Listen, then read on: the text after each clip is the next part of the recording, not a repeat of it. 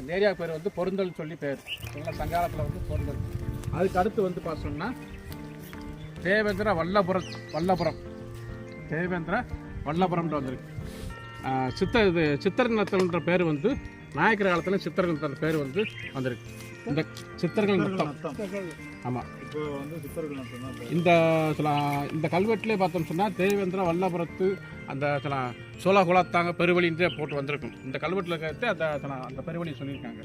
இதில் என்னன்னு சொன்னால் 1292 வந்து பார்த்தோம்னா அந்த தேவேந்திர வல்லபுரத்தில் இருந்த வீரக்கொடியார் என்ற ஒரு வணிக குழுவை சேர்ந்த ஒரு வீரன் வந்து குன்றாத பெருமாள்ன்ற பேர் அவன் வந்து 1292 வந்து பார்த்தோம்னா அந்த பாதையில் போகக்கூடிய வணிகம் போகக்கூடிய பயணங்கள் போகக்கூடிய மக்களை வந்து கடுவாயின்னு சொன்னால் பெரிய ஒரு கொடரமான புலின்னு வச்சுக்கோங்களேன். அந்த புலி வந்து எல்லா பக்கத்தையும் கொண்டுகிட்ருக்கு. அப்போ வணிகம் போகக்கூடிய கொண்டுகிட்ருக்கு.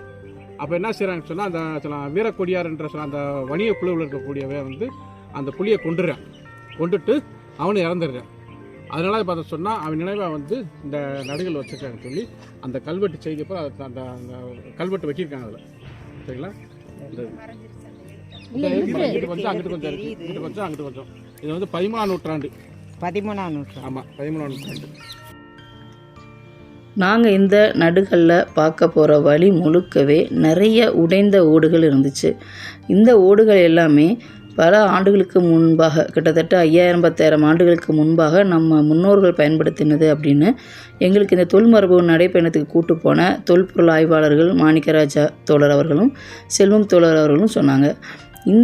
இந்த இடத்த வந்து நம்ம ஆய்வு பண்ணோம் அப்படின்னா கீழடிக்கும் முந்தைய காலமாக இருக்கும் அப்படின்னு சொல்கிறாங்க. இது போன்ற இடத்த பார்க்கணும் அப்படின்னா கண்டிப்பாக எங்களுடைய சேனலை ஃபாலோ பண்ணுங்கள். எங்களுடைய தொல்மரபு பயணத்தில் இணைய விருப்பம் உள்ளவங்க உங்களுடைய பேரை கமெண்டில் சொல்லுங்கள். நன்றி.